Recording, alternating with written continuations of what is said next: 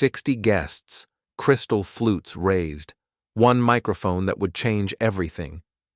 I should have known something was wrong when Nola grabbed that microphone with the confidence of someone who'd rehearsed her lines. The ballroom at the Meridian Hotel buzzed with polite conversation, designer dresses rustling against Italian leather shoes. These weren't my people, never had been, but I'd learned to navigate their world of charity galas and wine tastings, trading my blue-collar roots for acceptance into Nola's social circle. "Ladies and gentlemen," Nola's voice carried across the room, silencing conversations mid-sentence. She stood beside the ice sculpture, a heart naturally, her emerald dress catching the chandelier light. The diamond on her finger, my grandmother's ring, sparkled as she adjusted the microphone stand. I stood 10 feet away, champagne flute in hand, watching my fiancée prepare to thank our guests for celebrating our engagement. Standard procedure for these events. Gratitude, love, future plans, toast. I'd seen it a dozen times at other couples' parties. "I want to thank everyone for being here tonight," Nola began, her smile brilliant and practiced. "Silas and I are so grateful for your support as we begin this journey together." The crowd murmured approval. I caught sight of my best friend Ben near the bar, rolling his eyes at the formal tone. He'd warned me about this crowd months ago, but I'd dismissed his concerns as jealousy. Ben worked construction, lived in a one-bedroom apartment, and couldn't understand why I'd want to upgrade my life. "But I have to be honest with all of you," Nola continued, her voice taking on a confessional quality that made my stomach tighten. "This engagement has taught me something important about myself." The room grew quieter. I noticed Nola's cousin Damon near the entrance, his arms crossed, watching with an expression I couldn't read. Beside him stood Kara, Nola's maid of honor, her phone already in her hand like she was expecting something worth recording. I realized that sometimes we settle for what's available instead of waiting for what we deserve, Nola said, her eyes finding mine across the room. "And I've learned that I just needed a ring, not you." The silence afterward was total. 60 people seemed to pause at once, glasses suspended halfway to mouths, conversations cut off mid-syllable. I felt every gaze in the room move from Nola to me, all of them waiting to see how I'd respond. My grandmother always told me that dignity was the one thing nobody could take from you. You had to give it away. Standing in that ballroom, surrounded by people who'd never accepted me anyway, I made a choice. I walked through the crowd, my footsteps echoing on the marble floor. The guests parted like water, their faces a mixture of shock and anticipation. When I reached Nola, I extended my palm. "I'll take the ring back," I said, my voice steady despite the chaos in my chest. Nola's confidence flickered for the first time. She glanced at Damon, then at Kara as if looking for direction. The diamond caught the light as she hesitated, probably calculating whether she could refuse. "Silas, the ring, Nola." She slipped it off her finger and placed it in my palm. The metal was warm from her skin, but it felt foreign now, tainted by her words. I closed my fingers around it and slipped it into my jacket pocket. "Thank you for clarifying things," I told her, loud enough for the front rows to hear. Then I turned and walked toward the exit, leaving behind the woman I'd planned to marry and the life I'd thought I wanted.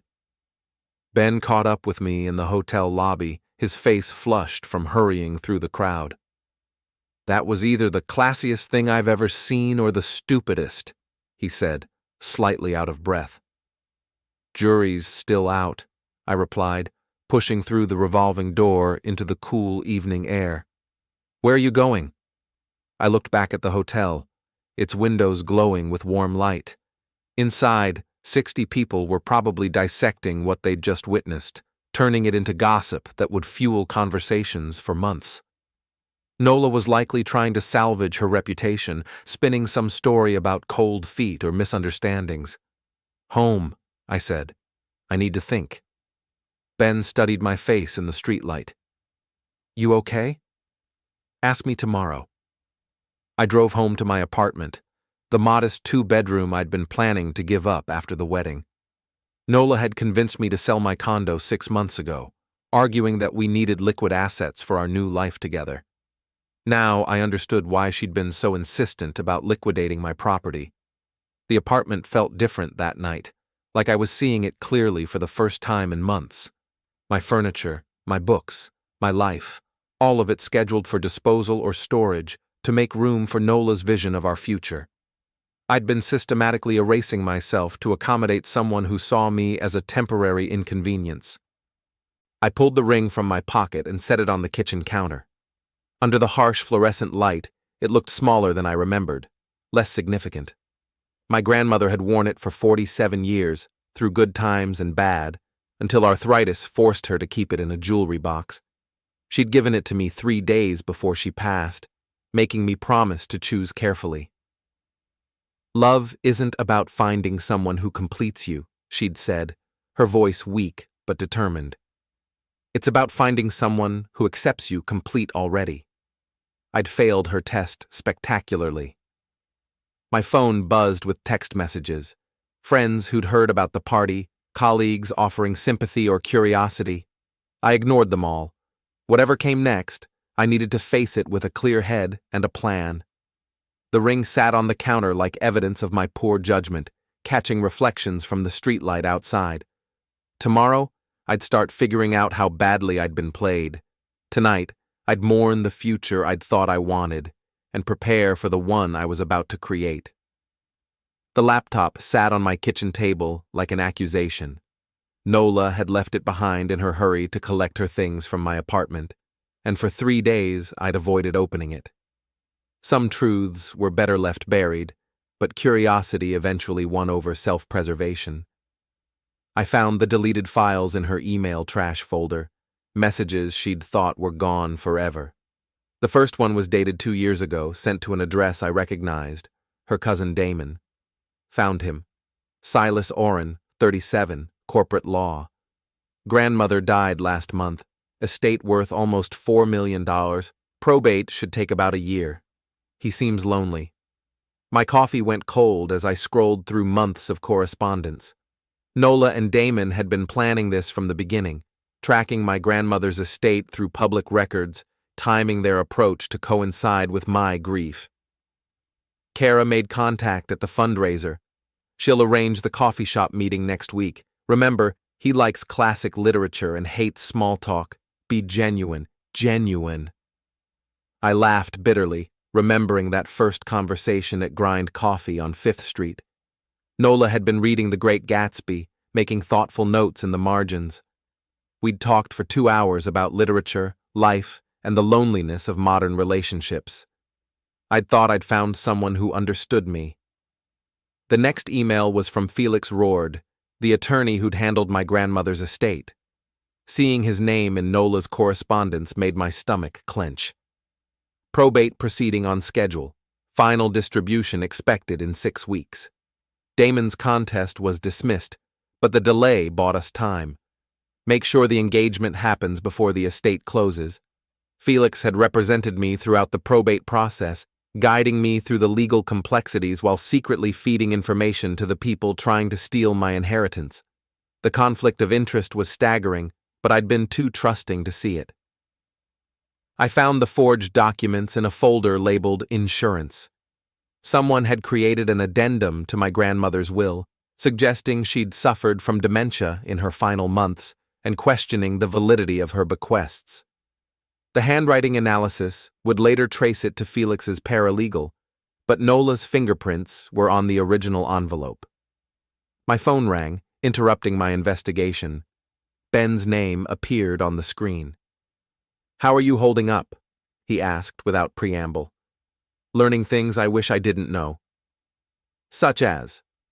I summarized the emails, the forged documents, and Felix's betrayal. Ben listened without interrupting, occasionally muttering curses under his breath. "So, the whole relationship was a setup," he said when I finished. From the first conversation, Kara identified me at a charity event, researched my family, then arranged that accidental meeting at the coffee shop. What's Kara getting out of this? I scrolled through more emails until I found the payment arrangement. 200,000 finder's fee once they access the estate. And Damon? 50-50 split with Nola after expenses. Ben was quiet for a moment. What are you going to do? I stared at the laptop screen, at the evidence of a 2-year conspiracy to defraud me of my inheritance and manipulate my emotions. The old Silas would have called the police, hired an attorney, and tried to handle everything through proper channels. But the old Silas had been naive enough to trust people who saw him as a mark. I'm going to return the favor, I said. Meaning? They played a long game with me. Time I learned the rules. After Ben hung up, I continued reading. The emails revealed a web of connections I hadn't suspected. Felix represented a congressional candidate under federal investigation for donor fraud. Nola's family had contributed over $300,000 to the campaign through shell companies, money they needed to replace before investigators noticed the irregularities. My inheritance wasn't just about greed, it was about survival. They'd committed to political contributions they couldn't afford, betting they could steal my grandmother's money to cover their tracks. The engagement party had been scheduled to precede the probate finalization by exactly 1 week, giving Nola time to establish spousal claims before the estate closed. I printed everything, organizing the evidence into categories: conspiracy, fraud, legal malpractice, and campaign finance violations. Each email was dated and cross-referenced, building a timeline that revealed the scope of their planning. The doorbell rang at 9 p.m. Through the peephole, I saw Kara standing in the hallway, her designer purse clutched tightly in both hands. "We need to talk," she said when I opened the door. "Do we? May I come in?" I stepped aside, curious about her angle. Kara had been Nola's college roommate, the maid of honor who'd organized the engagement party and managed the guest list. She moved through my apartment like she was cataloging assets, her eyes noting the furniture, electronics, and artwork. "Nola's upset," she said, settling onto my couch without invitation. I imagine she is. She didn't mean what she said at the party. It was nerves, pre-wedding anxiety. You know how emotional these events can be. I sat across from her, studying her face. Kara had perfected the art of appearing sincere while lying, but knowing about her finder's fee changed how I interpreted her expressions. Which part didn't she mean? The part about needing a ring but not me, or the part about settling for what's available? Kara's smile faltered slightly. "She's willing to give you another chance. The wedding can still happen. That's generous of her. Silas, you're making a mistake. Nola loves you. Enough to steal my inheritance?" The color drained from Kara's face. She opened her mouth, closed it, then tried to recover her composure. "I don't know what you're talking about." I walked to the kitchen and returned with a printed email, the one detailing her $200,000 finder's fee. I placed it on the coffee table between us. "This you?" Kara read the email, her hands trembling slightly. When she looked up, her mask had completely slipped. "You don't understand the situation," she said. "Explain it to me. There are people involved who don't accept failure gracefully. If this falls apart, everyone suffers. Including you? Especially me. That finder's fee isn't a bonus. It's a debt repayment. I owe some very serious people money, and they're not patient." I felt a flicker of sympathy, quickly suppressed. Kara had made her choices, just like Nola and Damon and Felix. The consequences were unfortunate, but predictable. "You should have thought about that before you decided to steal from me." Kara stood abruptly, her composure cracking further. "This isn't over, Silas. You're in deeper than you realize." "Is that a threat?"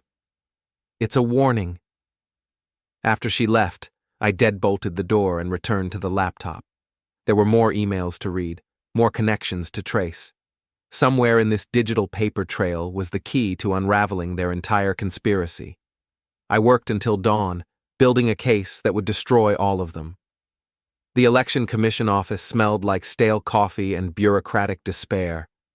I sat in a windowless conference room, surrounded by federal investigators who looked like they hadn't slept in weeks. My testimony about Felix's campaign finance violations had opened a door they'd been trying to unlock for months. "Tell us again about the shell companies," Agent Patricia Mills said, her recorder spinning quietly on the table. I explained how Nola's family had funneled money to the congressional candidate through fake corporations, using my expected inheritance as collateral for loans they couldn't repay. The investigators took notes, occasionally exchanging glances that suggested my information was more valuable than I'd realized. "Mr. Oren, are you aware that your attorney, Felix roared, is the subject of a separate investigation?" "I am now." Agent Mills slid a photograph across the table. Felix shaking hands with a man I didn't recognize, both of them standing beside a black sedan with government plates. "That's Congressman Bradley Hutchins. He's been selling committee information to defense contractors for the past 3 years. Your fiancée's family has been laundering his payments." The scope of the conspiracy was larger than I'd imagined. My grandmother's estate wasn't just funding campaign contributions. It was supporting a network of political corruption that reached into Congress itself. "What do you need from me?" I asked. "Keep doing what you're doing. Don't let them know you're cooperating with us. We need more evidence before we can move." I left the federal building feeling like I'd crossed a line I couldn't uncross. My name would appear in newspapers, my private life would become public record, and my grandmother's legacy would be forever linked to a political scandal. But some prices were worth paying. Ben was waiting in my apartment when I got home, a 6-pack of beer and a bag of takeout Chinese food on the kitchen counter. "Thought you might need company," he said. "How'd you get in?" "Spare key under the fake rock. Seriously, Silas, you need better security." We ate in comfortable silence, the television providing background noise neither of us was watching. Finally, Ben set down his chopsticks and studied my face. "You look different." "How so?" "Harder, like you've made peace with something ugly." I told him about the federal investigation, the congressional corruption, and my decision to cooperate with the authorities. Ben listened without judgment, occasionally nodding or asking clarifying questions. "So you're trading your privacy for revenge," he said when I finished. "I'm trading my privacy for justice." Same thing, different motivation. My phone buzzed with a text from an unknown number. "Your car looks lonely in the parking garage. Shame if something happened to it." Ben read the message over my shoulder. "Friends of yours?" "Apparently." We went downstairs to check on my Honda. The tires were slashed, all 4 of them, and someone had keyed a message into the paint. "Back off or lose more." "Subtle," Ben said, photographing the damage with his phone. "They're getting desperate. Or more dangerous. Maybe you should consider backing off." I looked at my vandalized car, at the crude threat scratched into the metal, and felt something cold settle in my chest. They'd made this personal from the beginning, targeting me because they thought I was weak and isolated. Time to prove them wrong. "No," I said. "I'm just getting started." The next morning, I called my insurance company to report the vandalism, then took a cab to a rental car agency. The police report would create an official record of intimidation, more evidence for the growing case against Nola's conspiracy. I spent the afternoon at the courthouse, filing motions to remove Felix as my attorney and requesting an investigation into his conflict of interest.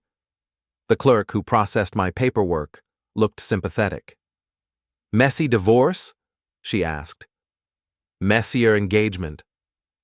By evening, local news had picked up the story. A brief segment about political corruption mentioned my cooperation with federal investigators, identifying me as a key witness in the campaign finance probe. My phone rang constantly. Reporters, former colleagues, distant relatives who'd suddenly remembered my existence. I ignored them all, except one. Emily Reeves, my ex-girlfriend from law school, called around 10 p.m. I saw the news, she said without preamble. Are you okay? Emily and I had dated for 2 years before career ambitions pulled us in different directions. She'd moved to Seattle for a job with the Attorney General's office, while I'd stayed local to care for my grandmother. We'd remained friends, exchanging holiday cards and occasional emails. Define okay, I said. Not in jail, not in the hospital, not planning anything stupid. 2 out of 3. Silas. I'm fine, Emily. Angry, but fine. Anger makes people reckless. I've seen it destroy cases and careers. What would you do in my situation? Emily was quiet for a moment. Probably the same thing you're doing, but I'd be more careful about it. After we hung up, I sat in my darkened apartment, thinking about Emily's warning. Anger was indeed making me reckless, pushing me toward confrontations that might backfire. But anger was also the only thing keeping me focused on the endgame. My laptop chimed with a new email from an address I didn't recognize. The message was brief. Meet me tomorrow at Grind Coffee, 2 p.m. Come alone. Damon wanted to talk. That was either very good news or very bad news, but either way, it was progress. I replied, see you there. Grind Coffee looked exactly the same as it had 2 years ago when Kara had arranged my first meeting with Nola. The same mismatched furniture, the same indie music playing softly in the background, the same smell of espresso and false promises. I arrived early, choosing a table near the back exit in case the conversation went sideways. Damon entered at exactly 2 p.m., scanning the room until he spotted me. He looked worse than I remembered from the engagement party, thinner, more nervous, with the hollow-eyed appearance of someone who wasn't sleeping well. He ordered black coffee and joined me at the table, his hands shaking slightly as he set down his cup. Thanks for coming, he said. You sounded desperate. I am desperate. Damon was Nola's cousin, the one who'd contested my grandmother's will with forged documents. According to the emails, he was supposed to split the inheritance 50-50 with Nola after expenses. Now he looked like a man who'd bet everything on a losing horse. The federal investigation is a problem, he said. For you, maybe. For all of us. When they start pulling financial records, everyone gets hurt. I sipped my coffee and waited. Damon had requested this meeting, which meant he needed something from me. The question was what he was willing to offer in return. I can make this go away, he said finally. How? Nola doesn't have to press charges for the ring. You don't have to cooperate with the feds. We all walk away and pretend this never happened. What charges? I took back my own property. Damon's confidence wavered. She could claim it was a gift, that you had no right to take it back. In front of 60 witnesses who heard her say she just needed a ring, not me? Witnesses can be unreliable. I leaned back in my chair, studying Damon's face. He was bluffing, throwing out desperate threats in hopes I'd cave. But the federal investigation had given me leverage he couldn't match. Here's what's going to happen, I said. You're going to tell me everything about the forged will, Felix's involvement, and the campaign finance scheme. In return, I'll consider not mentioning your name when I testify next week. I can't do that. Then we're done here. I started to stand, but Damon grabbed my wrist. Wait. His grip was surprisingly strong for someone who looked so fragile. I sat back down, noting the desperation in his eyes. You don't understand what you're dealing with, he said. This isn't just about money anymore. There are people involved who don't forgive and forget. Such as? Congressman Hutchins has friends in very dark places. If this investigation destroys his career, he'll want revenge on everyone who contributed to his downfall. Including you? Especially me. I'm the one who set up the shell companies, who moved the money around. If he goes down, he's taking me with him. I felt a flicker of sympathy for Damon, quickly suppressed. He'd made his choices, just like the rest of them. The consequences were unfortunate, but predictable. You should have thought about that before you decided to steal from me. It wasn't supposed to be stealing. We thought you'd never miss the money, that you'd be happy with Nola and a smaller inheritance. How generous of you to decide what I'd be happy with." Damon released my wrist and slumped in his chair. "What do you want from me?" "The truth. All of it." For the next hour, Damon laid out the entire conspiracy. Felix had approached him 18 months ago with inside information about my grandmother's estate. The attorney needed money to cover his gambling debts and saw an opportunity to profit from his position. Nola had been recruited because she was attractive, intelligent, and desperate for financial security after her previous relationship ended badly. Kara was the key, Damon explained. She had connections in your social circle, could arrange introductions without raising suspicion. The plan was to have Nola marry you, then contest the will during the marriage to establish community property claims. But the engagement party changed everything. Nola got nervous, started drinking too much champagne. She was supposed to thank everyone and announce a wedding date, not humiliate you in front of 60 people. Why did she do it? Damon was quiet for a moment, staring into his coffee cup. Because she started feeling guilty. Nola's not a bad person, just someone who makes bad choices when she's scared. Scared of what? Of being poor again. Her family lost everything in 2008, had to move in with relatives, sell their house. Nola swore she'd never be vulnerable like that again. I understood the motivation, even sympathized with it. But understanding didn't equal forgiveness. What about Felix? He's already talking to the feds, trying to cut a deal, throwing everyone else under the bus to save himself. And Congressman Hutchins? Denying everything, claiming he's the victim of a political witch hunt. But the evidence is overwhelming. He'll be indicted within a month. Damon finished his coffee and checked his phone. I have to go. Are you going to mention my name to the investigators? That depends. On what? On whether you're willing to testify against Felix and Hutchins. Damon's face went pale. They'll destroy me. They're going to destroy you anyway. At least this way you might get a reduced sentence. I left him sitting in the coffee shop, staring at his empty cup and contemplating his limited options. Outside, the afternoon sun felt warm on my face, a reminder that life continued even when everything felt like it was falling apart.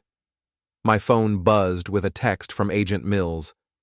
Need to meet tomorrow. New developments. The federal investigation was accelerating, which meant decisions were being made that would affect everyone involved. I was no longer just a victim seeking justice. I was a witness in a case that would determine the fate of multiple lives. That evening, I sat in my apartment reviewing everything I knew about the conspiracy. The evidence was overwhelming, the testimonies were consistent, and the federal government had resources I couldn't match. Nola, Damon, Felix, and the others would face consequences for their actions. But winning the legal battle was only part of what I wanted. They'd humiliated me publicly, stolen from my family, and manipulated my emotions for 2 years. Justice through the courts would satisfy my rational mind, but my emotional need for revenge required something more personal. I opened my laptop and began planning the next phase of my campaign. The deposition was scheduled for 10 a.m. at the Meridian Hotel, the same venue where Nola had humiliated me 3 months earlier. The irony wasn't lost on anyone involved. Felix, Damon, and Nola sat across the conference table from me, their attorney taking notes as the court reporter prepared her equipment.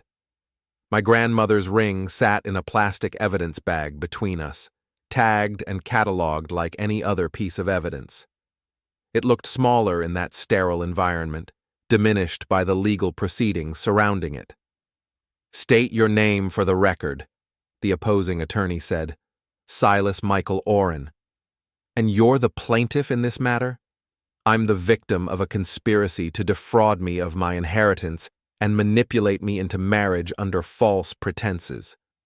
Felix's attorney, a sharp-dressed woman named Catherine Walsh, objected to my characterization of events. The court reporter noted her objection and continued transcribing. For 3 hours, I answered questions about my relationship with Nola, my grandmother's estate, and my cooperation with federal investigators. Every detail was scrutinized, every timeline questioned, every motive examined. Mr. Oren, isn't it true that you proposed to Ms. Vero because you were lonely and desperate for companionship? No, that's not true. Then why did you propose after only 18 months of dating? Because I believed we were in love. But you now claim that love was fabricated? I claim that her love was fabricated, mine was real, which is what made the betrayal so effective. Walsh tried to paint me as a vindictive ex-fiancé seeking revenge through the legal system. But the evidence spoke for itself: emails, financial records, witness statements, and federal testimony that corroborated every aspect of my claims. When it was my turn to ask questions, I focused on the timeline of their conspiracy. Mr. Vossel, when did you first learn about my grandmother's estate? Damon glanced at his attorney before answering. I don't recall the exact date. Was it before or after Felix contacted you about the probate proceedings? I invoke my Fifth Amendment right against self-incrimination. Ms. Vero, when did you decide to end our engagement? Nola looked tired, older than her 35 years. The stress of the investigation and media attention had taken its toll. I never decided to end it, she said quietly. I made a mistake at the party, said things I didn't mean. You told 60 people that you just needed a ring, not me. Which part of that didn't you mean? All of it. I slid a printed email across the table, one of the messages she'd sent to Damon 6 months earlier. Read the highlighted portion aloud, please. Nola's hands shook as she read her own words. Silas is getting suspicious about the wedding timeline. I may need to accelerate the engagement to keep him focused on the relationship instead of the probate proceedings. Does that sound like someone who's genuinely in love? I was protecting our future together. By lying to me about your motives? By ensuring we'd have financial security. The deposition continued until late afternoon, each answer revealing more details about their conspiracy. By the end, even Walsh looked defeated. The evidence was overwhelming, the testimonies were contradictory, and the federal investigation had provided independent corroboration of my claims. As we prepared to leave, Felix approached me in the hotel lobby. This doesn't have to destroy everyone, he said. Doesn't it? I can make restitution, pay damages, accept responsibility for my part in this. What about your part in the congressional corruption? Felix's face went pale. That's separate. Is it? Because the federal investigators seem to think it's all connected. Silas, please. I have a family, a practice. This will ruin everything I've worked for. You should have thought about that before you decided to steal from me. I left Felix standing in the lobby, probably contemplating his limited options. Outside, the late afternoon sun felt warm on my face, a reminder that some battles were worth fighting regardless of the personal cost. My phone buzzed with a text from Ben. How did it go? I replied. Better than expected. The legal proceedings were only part of my revenge plan. That evening, I met with a reporter from the local newspaper, providing background information about the conspiracy and its connection to the federal investigation. The story would run in tomorrow's edition, ensuring that everyone involved faced public scrutiny along with legal consequences. Nola called me around midnight, her voice slurred with alcohol or exhaustion.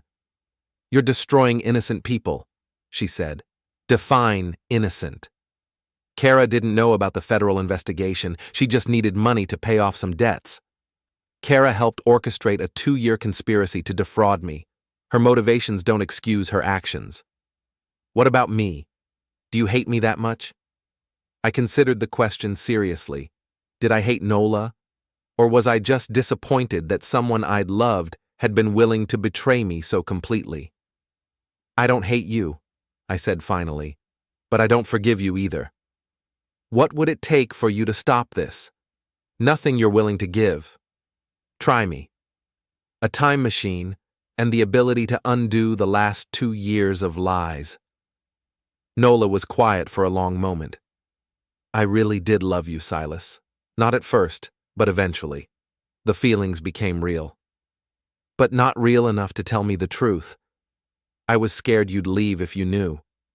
So instead, you waited until our engagement party to humiliate me in front of 60 people? That was a mistake, a moment of panic. I never meant for it to happen that way.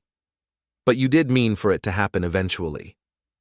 Nola didn't answer, which was answer enough. After she hung up, I sat in my apartment thinking about forgiveness and revenge, justice and mercy. The legal system would hold them accountable for their crimes, but it couldn't repair the emotional damage they'd caused or restore the trust they'd violated. Some wounds were too deep for legal remedies. Some betrayals required personal responses. I opened my laptop and began planning the final phase of my campaign. 6 months after the engagement party, I owned a cabin in the mountains, paid for with cash from my grandmother's estate, no mortgage, no partners, no forwarding address. The federal investigation had concluded with indictments for everyone involved. Felix faced disbarment and prison time.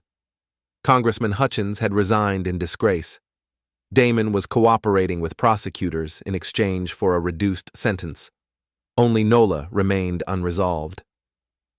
The cabin sat on 40 acres of pine forest, accessible by a single dirt road that wound through the mountains for 3 miles. I'd installed a security system, motion sensors, and cameras that recorded everything within 100 yards of the house.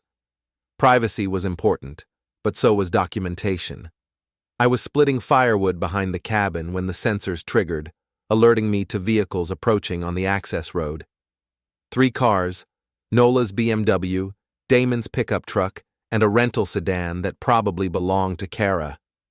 They'd found me despite my precautions, which meant they were more desperate than I'd anticipated. I set down the axe and walked to the front porch, watching as they parked in my driveway and climbed out of their vehicles. Nola looked thinner than I remembered, her designer clothes replaced by jeans and a simple sweater. Damon appeared nervous, constantly checking his phone and scanning the tree line. Kara seemed angry, her jaw set in determination as she marched toward the cabin. "Silas," Nola called out, "we need to talk." "About what?" "About ending this nightmare you've created." They approached the porch cautiously, probably expecting me to order them to leave. Instead, I gestured toward the wooden chairs I'd arranged in a semicircle. "Have a seat. You came all this way, might as well be comfortable." Kara remained standing, her arms crossed defensively. "We want you to stop." "Stop what?" "The interviews, the testimony, the media circus. You've made your point." "Have I? What point is that?" "That you're not someone to mess with," Damon said, settling into one of the chairs. Message received. I leaned against the porch railing, studying their faces. 6 months of legal proceedings and media attention had taken their toll.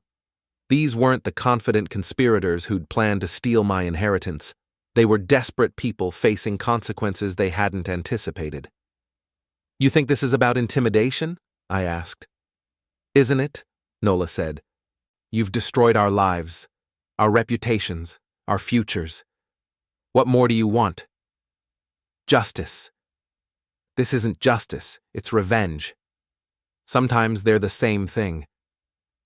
The mountain air was cool despite the afternoon sun, carrying the scent of pine needles and wood smoke from my fireplace. In the distance, a hawk circled lazily above the valley, hunting for prey with patient precision. "The federal investigation is over," Kara said. "Felix is going to prison, Hutchins is finished, and Damon is cooperating with prosecutors. You won." "Did I? Because last I checked, you're all still free to plan your next conspiracy against your next victim." "There won't be a next time," Nola said. "We learned our lesson." "What lesson is that?" "That some people fight back." I walked to the edge of the porch, looking out over the valley where my grandmother used to take me hiking as a child. She'd taught me about patience, about waiting for the right moment to act, about the difference between justice and vengeance. My grandmother used to say that character is revealed in crisis, I said. When everything falls apart, you discover who people really are. So, who are we? Damon asked. Thieves, liars, people who prey on others' loneliness and trust. And who are you? Nola challenged. Someone who learned not to trust easily. The security cameras were recording everything, creating a permanent record of this confrontation. Whatever happened next would be documented, analyzed, and potentially used as evidence in future proceedings. We're offering you a deal, Kara said. Complete restitution for any financial losses, public apologies, and a binding agreement never to contact you again. In exchange for? Your silence. No more interviews, no more testimony, no more media appearances. I considered their offer seriously. Complete restitution would restore my financial losses, though it couldn't repair the emotional damage. Public apologies might satisfy my need for acknowledgement, though they wouldn't guarantee sincerity. The binding agreement would provide legal protection, though it wouldn't prevent future conspiracies against other victims. Not interested, I said. Why not? Nola demanded. Because you're still lying to me. About what? About learning your lesson, about there being no next time, about being genuinely sorry for what you did. How do you know we're lying? Because if you were truly sorry, you wouldn't be here trying to negotiate your way out of consequences. You'd be accepting responsibility and working to make amends. The hawk in the distance had spotted its target, plunging toward the valley floor with flawless accuracy. I watched until it vanished behind the trees, then turned back to my unwelcome guests. Here's what's going to happen, I said. You're going to leave my property and never return. You're going to accept whatever consequences the legal system imposes. And you're going to remember that actions have consequences, even when you think nobody's watching. And if we refuse? Kara asked. Then you'll discover that I learned more from this experience than just how to spot liars. They left without another word, their vehicles disappearing down the mountain road in a cloud of dust and exhaust fumes. I sat on the porch until sunset, thinking about justice and revenge, forgiveness and consequences.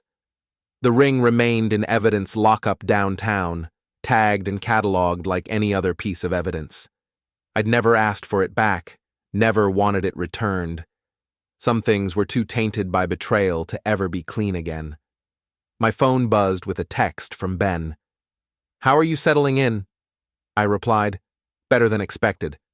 The cabin felt like home in a way my apartment never had. Isolated but not lonely, secure but not paranoid, peaceful but not complacent. I'd built a life that couldn't be easily infiltrated by people with hidden agendas. As darkness fell over the mountains, I went inside and locked the door. Tomorrow I'd start building something new, something better, something that honored my grandmother's memory without being poisoned by other people's greed. The story was over. The reckoning was complete. But the healing had just begun.